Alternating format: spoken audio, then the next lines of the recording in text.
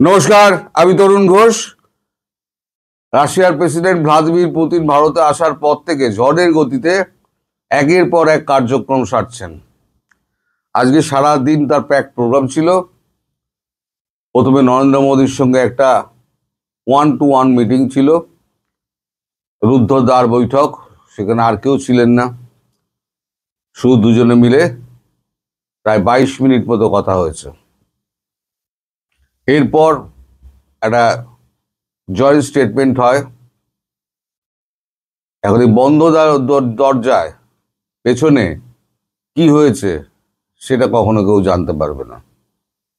জানতে পারা যাবে, যেমন বলেছি, যে যখন ফাইলপত্র মুভ করার ব্যাপার হবে, যখন সেক্রেটারিদের বলবেন, ডিরেক্টরদের বলবেন, তখন সেখান থেকে যদি কিছু আঁচ পাওয়া যায়, তাও বেশ কয়েকদিন বাদে হয়তো দু চারটে কথা হয়তো পাওয়া গেলেও যেতে পারে। সুতরাং ওই বন্ধ ঘরে কি কথা হয়েছিল সে বিষয়ে কেউ জানে না। আর যদি কেউ বলে যে আমি জানি, তাহলে পরে সে ডাহা মিথ্যে কথা বলবে। এরপর জয়েন্ট প্রেস কনফারেন্স যেটা হয়, সেখানে নানান ধরনের প্রশ্নের উত্তর তিনি দিয়েছেন, সমস্তটাই হাসি মুখে। ঘণ্টাখানেকের জয়েন্ট স্টেটমেন্ট উনি পাঠ করেছেন। সেখানে ইন্দো প্যাসিফিক বিষয়টিতে উত্থাপন হয়েছে, বিশ্বে রাজনৈতিক সংকট এবং মৌলবাদী শক্তির যে উত্থান এবং অস্থিরতা, সেগুলো নিয়ে কথাবার্তা হয়েছে।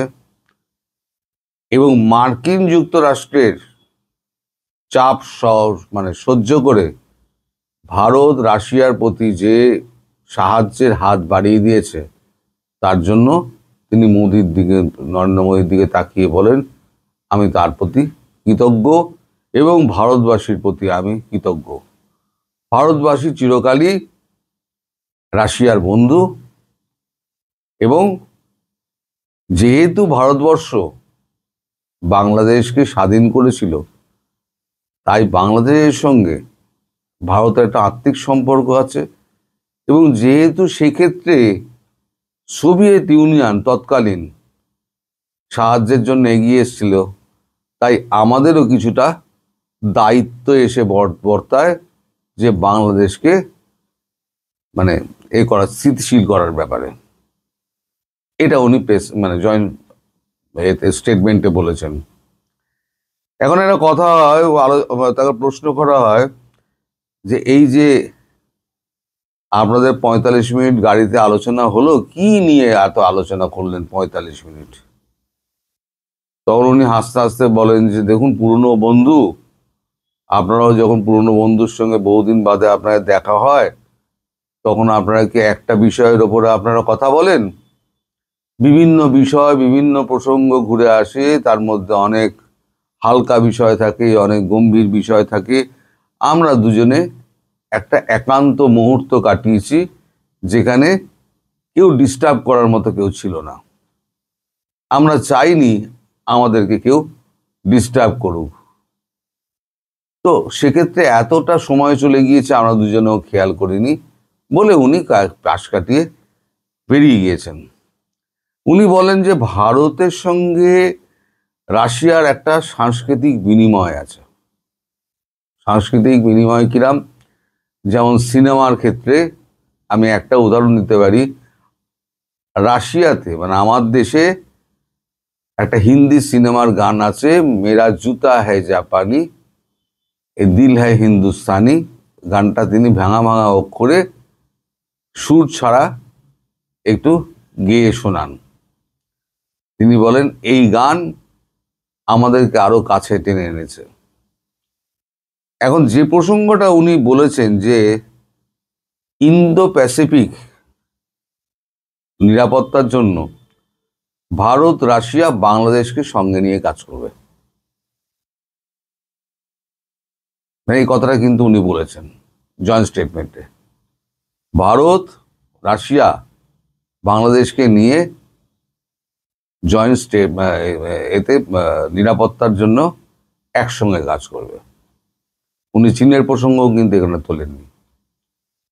এরপরে যেটা ঠিক আছে, 6:30 থেকে 10-12 মিনিটের একটা সাক্ষাৎ হবে শেখ হাসিনার সঙ্গে। এখন তো অনেক আমি দেরি করে করে, আমি তো আজকে কোর্ট ছিল, আমি বলেছিলাম আজকে কোর্ট ছিল, তো আমার ফিরতে ফিরতে অনেক দেরি হয়ে গেছে। আমি জয়েন্ট স্টেটমেন্টে কিছুটা শুনেছি, কিছুটা শুনিনি, অনেক কিছু আমার মিস হয়ে যেতে পারে, পরে আমি এগুলো বলবো এবং আপনারা সমস্ত কাগজ মারফত জানতেও পেরে যাবেন আমি বলার আগেই যে কি হয়েছে না হয়েছে, যদি উল্টোপাল্টা বক্তব্য না থাকে। তো এই জয়েন্ট স্টেটমেন্টে উনি যেটা বললেন যে ইন্দো প্যাসিফিকে বাংলাদেশকে নিয়ে কাজ করবে নিরাপত্তার দিক দিয়ে, সেখানে বাংলাদেশ প্রসঙ্গ যেটা এসছে, তো শেখ হাসিনার সঙ্গে যখন দেখা হবে তখন কি এই কথাটা হবে না? এই কথাটা নিশ্চিতভাবে হবে। এবার আমি একটুখানি বলে দিই যে এই শেখ হাসিনা, প্রধানমন্ত্রী শেখ হাসিনা এই মিট করার আগে তিনি কিছু উপহার সামগ্রী দু দেশের সিকিউরিটি পাস নিয়ে রেখে দিয়েছেন। সেই উপহার সামগ্রীর মধ্যে রয়েছে নদী, নৌকা এবং সবুজ ধান ক্ষেতের একটা তৈলচিত্র, আর বঙ্গবন্ধুর লেখা অসমাপ্ত আত্মজীবনী, যেটার ইংলিশ ভার্সন তাকে দেওয়া হচ্ছে। এছাড়া আছে বাংলাদেশের বিখ্যাত নকশি কাঁথা এবং 2টি জামদানির শাড়ি, 2টি বা 1টি এরকম হতে পারে, নাম সংখ্যাটা গন্ডগোল করে ফেলতে পারি। এইগুলো দেওয়া হচ্ছে, এগুলো সবুজ সংকেত পাওয়া গেছে। আর সঙ্গে থাকছে গোপন 5-6 পৃষ্ঠার একটা কালো ফাইলে লেখা তার নিজস্ব কিছু বক্তব্য বাংলাদেশ নিয়ে রাশিয়াকে জানানো, যেটা ভারতবর্ষ সঙ্গে আলোচনা করেই হয়েছে। এর বাইরে এখনো পর্যন্ত আমার কাছে কোনো খবর নেই, কারণ এখনো মিটিংটা হয়নি। যেটা 6:30টার সময় হবে, যখন আমি ছাড়বো তখন মিটিংটা শুরু হবে। মিটিংটার পরে কি অবস্থা গিয়ে পৌঁছায়, কোথায় মিটিংটা গিয়ে দাঁড়ায়, তার খবরটা নিশ্চয়ই আমি আগামীকাল পেয়ে যাব, কারণ ওখানে থাকবেন আমাদের এনএসএ অজিত দোভাল। তিনি আসলে সমস্ত কিছুর পথ প্রদর্শক, তিনি সমস্ত কিছু করেন। তারপরে উনি ওখান থেকে বেরিয়ে সোজা প্লেনে উঠবেন, উঠে বেরিয়ে চলে যাবেন। ফলে বাংলাদেশ ইস্যুটা আমার যদ্দূর মনে হয়, ওই যে দুজনের মধ্যে বৈঠকটা একান্তে হয়েছে, সেখানে বাংলাদেশ ইস্যুটা, যেটা আমি বলেছিলাম, এটা থাকছে এবং গভীরভাবে থাকছে। নইলে উনি বলতেন না যে এই মুক্তিযুদ্ধের কথা বলতেন না, এই বঙ্গোপসাগর কি বলে এই সমুদ্রের নিরাপত্তার কথা উনি বলতেন না, ইন্দো প্যাসিফিকের নিরাপত্তার কথা বলতেন না বাংলাদেশকে নিয়ে। নিশ্চয়ই বাংলাদেশের কথা ওই ভেতরে হয়েছে।